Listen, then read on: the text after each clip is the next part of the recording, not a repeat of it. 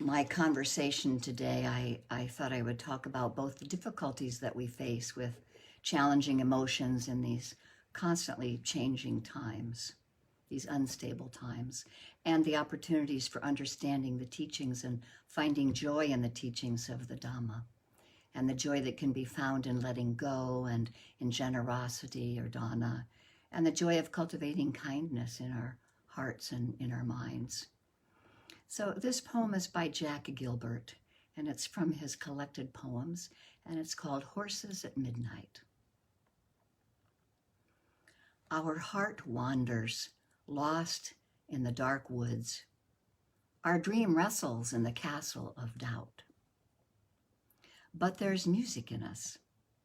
Hope is pushed down, but the angel flies up, again taking us with her.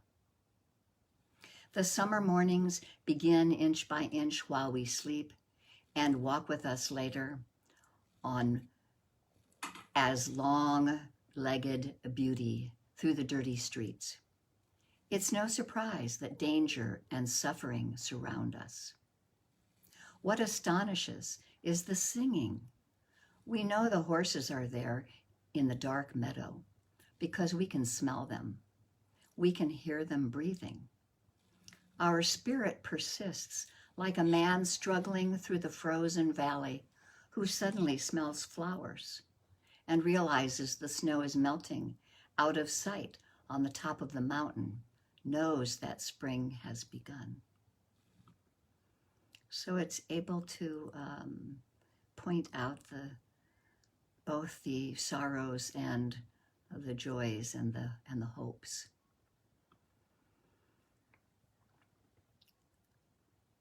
The COVID-19 virus and the Delta virus and the Omicron variant, it's caused a cascade of what meditation teachers often call difficult emotions: rage and fear, confusion, disappointment, and many more. And there's still plenty to be thankful for. You know, what if we hadn't had the choice of having a vaccine and gotten really sick, or if the Omicron variant had come before the vaccine option, causing a lot more sickness and death. But if you're finding yourself in a stew of difficult feelings and confusions, you don't need to worry because you're not alone. Mindfulness doesn't really protect us from illness, and it won't banish all of our difficult emotions so that we feel great about everything. But it does have three useful, what I like to call superpowers. First, it can let us know what we're feeling so that we don't let our emotions drive the bus, so to speak. And second, it can provide some short-term relief. And third, it can provide some perspective, some insight, and some wisdom that can enable us to have a more balanced relationship to the latest round of turbulence. And so if we look at these difficult emotions, we can see how it plays out in practice. Fear and anxiety, for example. Right now, many of us are afraid. For most vaccinated people, the odds of getting a serious case of COVID are extremely low, but for older people and immunocompromised people and people who can't be vaccinated, young children, or folks who choose not to be vaccinated for their own personal reasons, the odds might be higher. The consequences are more severe. The Omicron variant is more contagious and more variants might be ahead, and there's good reason to be anxious. And so if we look at the three mindfulness superpowers, first, if you're used to noticing emotions in meditation, your mind is now trained to do a quick, what I call a gut check. Is my pulse racing? Is my mind catastrophizing? Do I feel like I want to jump out of my skin? Okay, I guess anxiety and fear might be present. But the point isn't to judge ourselves for having the feelings And it's also not to justify or criticize them. Maybe our fears are rational. Maybe they're not. It doesn't really matter. I'm not exactly sure what a rational emotion even mean, what that really is, but anxiety has arisen, that's all. Instead, the point is to cultivate some self-compassion. And probably maybe not decide in this very moment about the trip that you might want to take right away. Granted, this dance is actually very hard to do. It's natural not to want to feel anxiety or to judge ourselves for feeling it. And it's also natural to, in response, explain to ourselves why really the fear is totally justified. But the mindful move here is to both accept anxiety with kindness and self-compassion, and notice when it's driving our decisions, which is generally not a good idea. And so secondly, we can also use meditative tools to calm down. We can keep it simple, taking a nice, long, relaxed breath, full exhales, feeling the weight of our body when we're sitting or standing, bringing ourselves loving friendliness and compassion. I'm sure you've all discovered that there are plenty of these exercises in things like the 10% Happier app and the Insight Timer and the Calm app. They've all been proven to work. And you also know from the teachings of the Dhamma, the kindness and compassion practices. But in some of these cases, like, using the apps and calming ourselves down with the breath, these are sort of pacifying ourselves, and that's really only a temporary fix. And so meditation can also be used to gain insight and perspective on the fear that we're feeling. Fear is hard. Some of us, our friends or family members, are afraid for their safety all the time because of looks, how looks are perceived, or where one lives. Some kinds of sufferings are unavoidable. It's part of the human condition. And it's not that we're doing life wrong, we're doing it right. And this is why we meditate, to lessen the grip on this fear on ourselves and others. It's even an opportunity to grow. So in this way, not only do we work more skillfully with fear, but our fear can become grist for the mill of our personal growth and transformation. Or let's say we're working with anger. Some of you know who come to my other sittings that I've been working with the agitated mind and anger recently, and I've expressed it in some of my other talks. Some folks have family backgrounds with parents or siblings with nasty tempers, and it takes years of therapy and meditation and patience to unlearn those habits and cultivate new ones. It's definitely a work in progress. And over the last couple of years, many of us have felt a lot of rage at the vaccinated and unvaccinated controversy, and even more at the politicians that enable it and the newscasters that encourage it for good stories. But just like anxiety, even if this anger is justified, it's not helpful. And it's not motivating us to do anything productive. It's only causing suffering. So as the fear and anxiety, as with fear and anxiety, the first superpower here with anger, the superpower of mindfulness, is to notice when anger is present. We're noticing, we're curious. We know what anger feels like in the body. The arms might shake, the jaw tenses, the throat might feel tight. So when we feel it, with mindfulness practice, we've learned to pause. If we don't respond and we don't rant and we don't post and we don't go down rabbit holes, I mean, that alone is worth all the meditation that we do. And secondly, we can do the simple meditative practices. Taking a deep breath, unclenching the jaw. Nothing fancy. Calming, just as with fear, holding ourselves in kindness and in compassion. And third, we remember that other people's decisions are not under our control. And we can hope that they will not suffer too much. At any rate, we let go.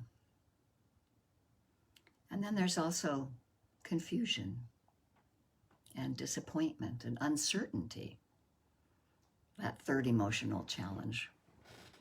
Even if you're not dealing with fear or anger, perhaps now it's just a confusing time. People have different levels of safety protocols, and the situation is always changing, and things aren't as over as they once seemed. It's totally understandable that we might feel disappointed, disoriented. Unfortunately, the same superpowers apply. First, we can just accept and notice. We can have curiosity. We're confused. We're sad. We're disappointed or uncertain. And just noticing that can let us know that it might be time for some self-care. So let's do some. It might be loving kindness meditation for ourselves, for example. Holding ourselves like a mother holds a young child. I have to tell you about a massage client that I had on Friday. She works in the field with minorities in healthcare. And 2 of her colleagues just quit. And it really sent a cascade of emotions through her. And she was thinking about quitting herself and fixing up her house so that she could rent it out. And she wanted to move back to Thailand, which is her home country. By the time we got through for the massage, and she's come to me several times, and when she finished her massage, and we didn't talk very much during the massage. Sometimes we do, but we didn't. And when we finished the massage, she said, "Does everybody cry when they see you?" Then she said, "I learned so much from you in silence and so much about myself." She said, "I really need to do more self-care. There's so much stress in my job, and I can't see anything positive in it when I don't take care of myself." So she decided right then and there to take the weekend and go to a hotel room in Hood River that had a swimming pool and a jacuzzi. And she, kind of looked at things, changed her tune in some way, and chose self-care. Another option sometimes might be for something more energetic, just like fast walking meditation. So whatever tool seems like it might help, mindfulness helps us to know when it's time to reach for it. This unpredictability and impermanence, like pain, it's an unavoidable part of our human experience. This is how things are. We plan, and sometimes our plans get ruined. It doesn't mean that we give up and don't plan anything. It means we do our best, knowing that outcomes are mostly not under our control. So by having curiosity and using some tools given to us in the teachings to help calm us and employing some perspectives on the nature of things, we can learn new ways of being in our tumultuous world of emotions. And these insights don't make everything worthwhile. I'm not glad that the Delta and Omicron variants are providing these learning experiences. But they do make meditation worthwhile. Because we do grow by learning to relate more mindfully and compassionately to fear and anger, confusion and disappointment, and whatever else we might be feeling right now. This is the invitation that life extends to us. This is the opportunity to find peace and equanimity, mindfulness and joy from within. And this leads me further to my thinking on the opportunity to find true joy in the Dhamma, no matter what our circumstances are. I'd like to remind us of a poem from Thich Nhat Hanh called Kiss the Earth. Walk and touch peace every moment. Walk and touch happiness every moment. Each step brings a fresh breeze. Each step makes a flower bloom. Kiss the earth with your feet. Bring the earth your love and happiness. The earth will be safe when we feel safe in ourselves.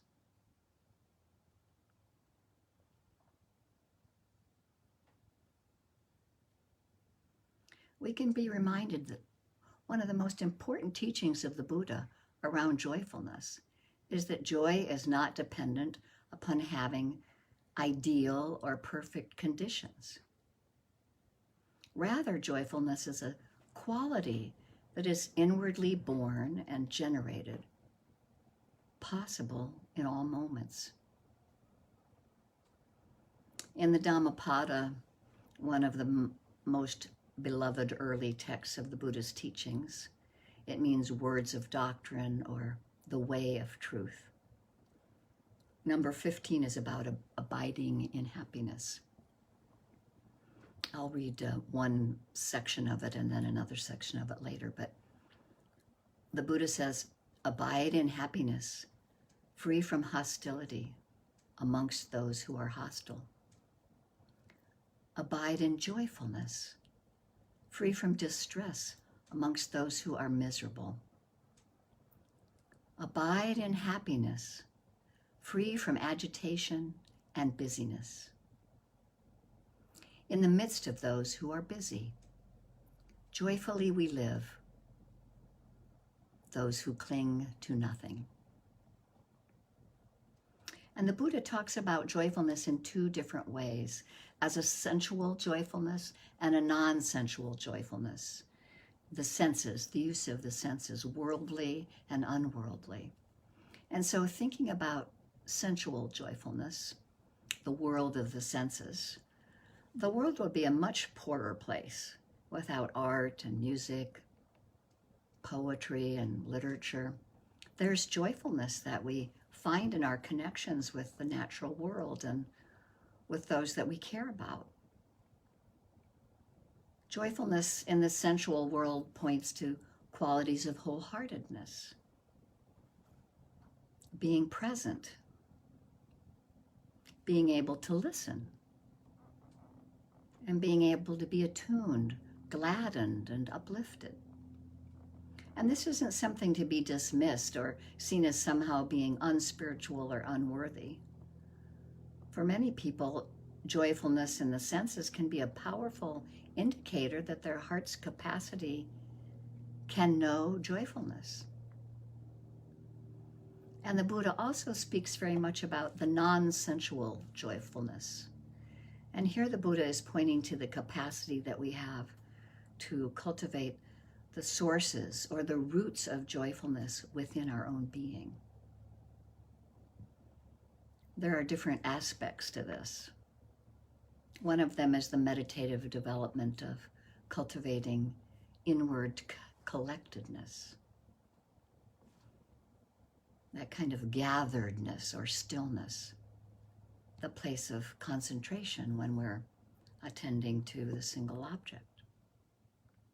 That's the home of joy. Another aspect is cultivating our capacities for generosity and for care, and beginning to notice how they have a taste of joyfulness and happiness. Metta and karuna, the Pali words, those that were spoken at the time of the Buddha, for goodwill and kindness and compassion, born of concentration. Unfortunately, though, we live in a culture where there's often a very powerful joy deficit. We see that one of the universal patterns of human consciousness is to have a negative attentional bias. We tend to focus on and highlight what's wrong and what's broken or what's imperfect. And it's certainly not to suggest that everything is perfect or well in the world. There's much that's unacceptable. But we see how often we walk into a room or a situation, or we see another person, or look at ourselves, and what is highlighted in our attention is actually that which we feel needs improvement, or needs to be gotten rid of, or somehow flawed or imperfect. The cultivation of joyfulness teaches us a great deal about coexistence. Yes, there's affliction. There are things that are broken and those that are heartbreaking in life. But it lives side by side with those things that are well and that which can be celebrated and appreciated. Christina Feldman tells a story that I read in Tricycle magazine last August. She says, "For years I taught in a university in the same room every week, and the carpet on the floor was nothing special, but it had a coffee stain. And the coffee stain lived there for years. And people would sometimes come into the room, and the first thing they would talk about was the coffee stain on the carpet. And she said that 99% of the carpet is doing just fine. But we have that 1% that has the coffee stain. And perhaps it could use some cleaning. But do we actually see the 99% that's really doing just fine? Not much.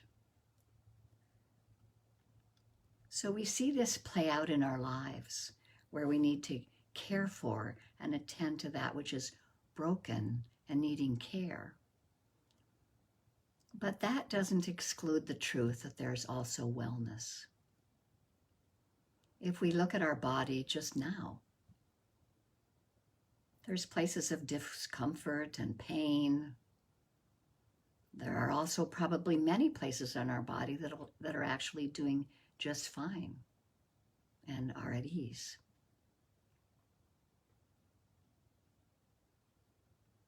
And perhaps more than any other religion, Buddhism is associated with happiness.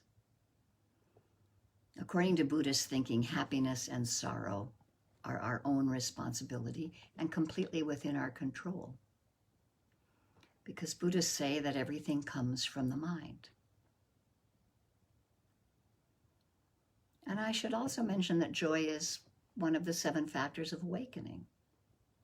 The 7 mental capacities that are so valued as part of the Buddhist practice. They're also known as the inner wealth. Those are worth remembering and understanding. Our inner wealth, the factors of investigation and energy and joy that we use all within our meditation time, mindfulness, always present, and that balances then with tranquility and concentration and equanimity. The mindfulness balances the energetic and active qualities with the more meditative qualities. And sometimes they kind of sound like they might be disconnected from our ordinary life, but they're actually developed forms of mental qualities that are used regularly in the midst of everyday activities. And in terms of being an awakening factor, joyfulness is actually not an optional extra. It's not a reward or something like that's a side dish. If you really see that you have the capacity for inwardly generating joyfulness, that it's there, it can be generated, it changes our relationship to the world of things and people and experiences. Sometimes we find ourselves not pursuing so many externalized happinesses as we used to. Joy is also included in the beautiful qualities of the heart, the Brahmaviharas, metta and karuna, mudita and upekkha. We can hold our own joy, as well as benefit in sharing the joy of others. So to nurture the unsensual joyfulness, we don't stop appreciating all that's lovely in the world, but we take ourselves out of this position of dependency. We're no longer hostage to the world of conditions, where we believe that our happiness and unhappiness is determined by whether we manage to be in touch with the pleasant sensation and get rid of the unpleasant sensation. There's enormous freedom in stepping out of this craving, impulse, and having confidence in our capacity to know that joy is not dependent upon the idealized conditions that we dream of.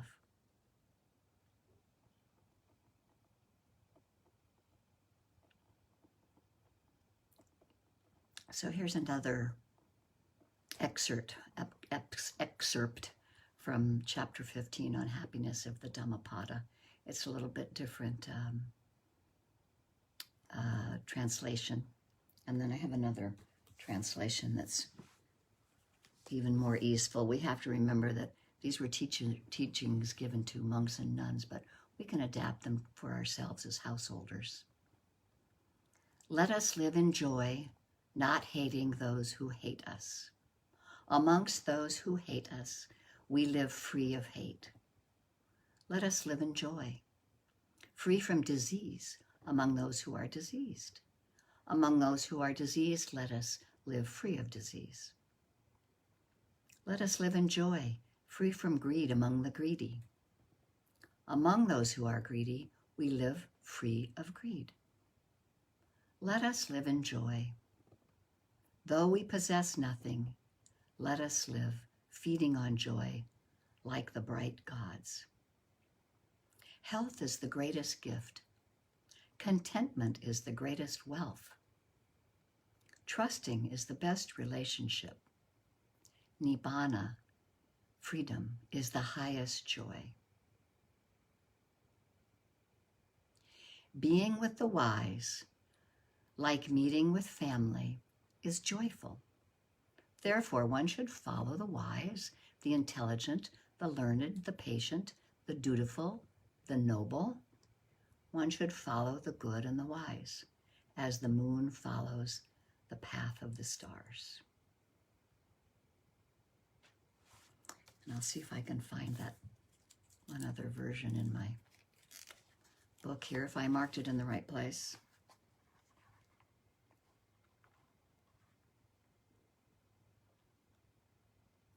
Live in joy, in love, even among those who hate. Live in joy and health, even among the afflicted. Live in joy and peace, even among the troubled. Look within. Oh, health, contentment, and trust are your greatest possessions, and freedom your greatest joy. Look within. Be still. Free from fear and attachment, know the sweet joy of the way. And here are a few more little poems about joy. This is from Sri Chinmoy. True inner joy is self-created. It does not depend on outer circumstances. A river is flowing in and through you, carrying the message of joy. The divine joy is the sole purpose of life.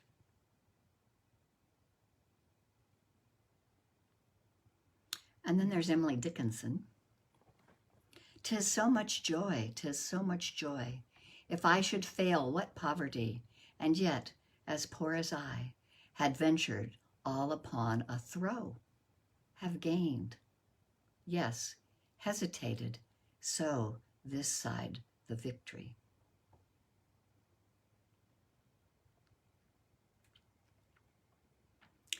And the Zen teacher who recently passed away that had so much influence on mindfulness all over the world, Thich Nhat Hanh, he's seen a lot of suffering. And he's had many decades of practice and teaching. And he wrote this poem after the bombing of Ben Tre, a city of 300,000 people in Vietnam.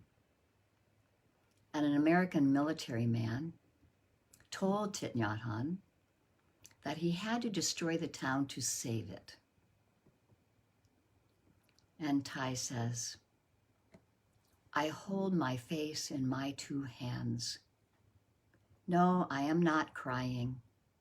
I hold my face in my two hands to keep the loneliness warm, two hands protecting, two hands nurturing, two hands preventing my soul from leaving me in anger.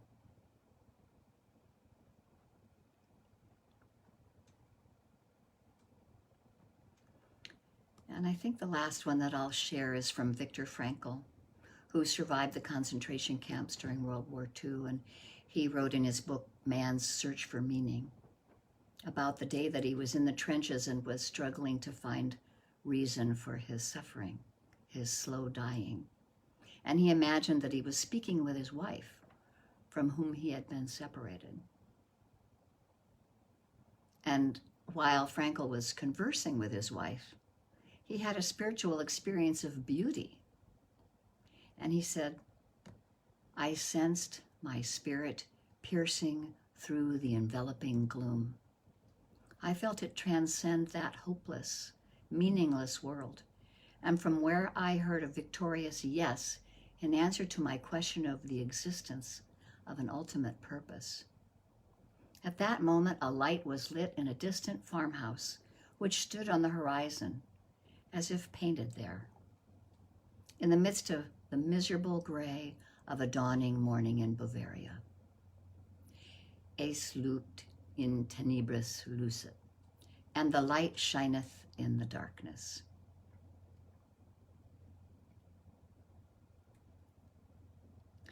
So the Buddha said that it's possible to be happy in the present moment, no matter what's going on.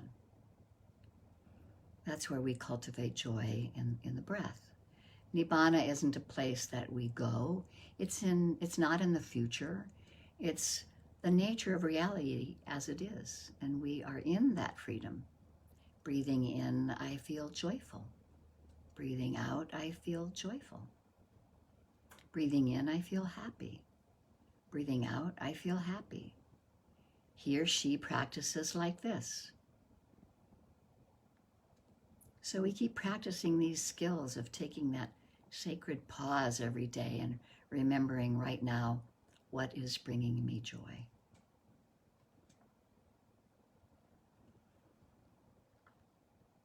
So I suppose I could close now because I want to have us talk with each other, and I had a song I wanted to play that we could go out dancing. So I brought up the difficult mind states and how mindfulness is our stability, and how we can practice noticing emotions and using meditative tools to calm down and use insight and wisdom to help us have a more balanced relationship with difficulties and the instability and change that we experience.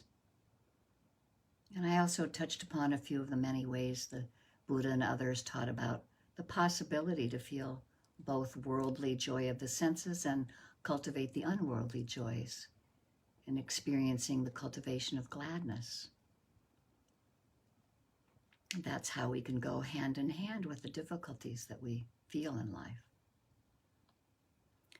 So I'm going to close with this story. It's by Angela Zarian, who was a Basque American cultural anthropologist. She was an educator and an author, and she was best known for her work, The Fourfold Way, walking the path of the warrior, healer, teacher, and visionary. And she said, in many shamanic societies, if you came to a medicine person complaining of being disheartened, dispirited, or depressed, they would ask one of 4 questions.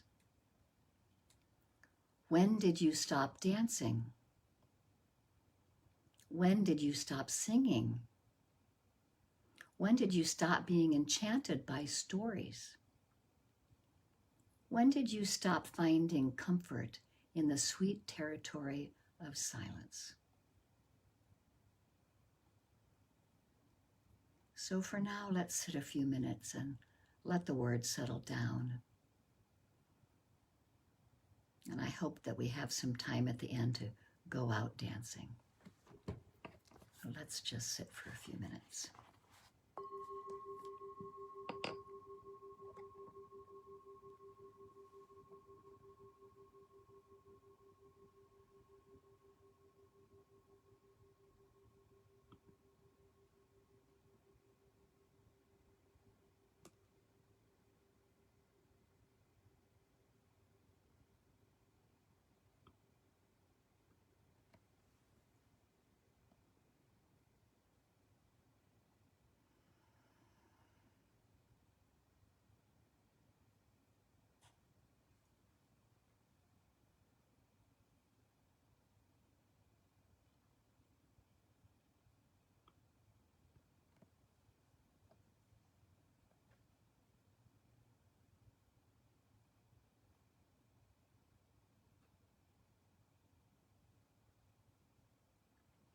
So we can remember when we're disheartened, dispirited, or depressed, we can ask ourselves, when did you stop dancing? When did you stop singing? When did you stop being enchanted by stories? When did you stop finding comfort in the sweet territory of silence?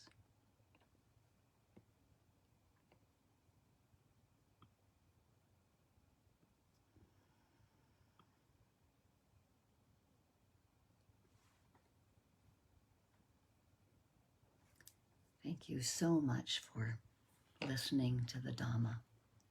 May it bring you great joy. It's an honor to be your spiritual friend on this journey.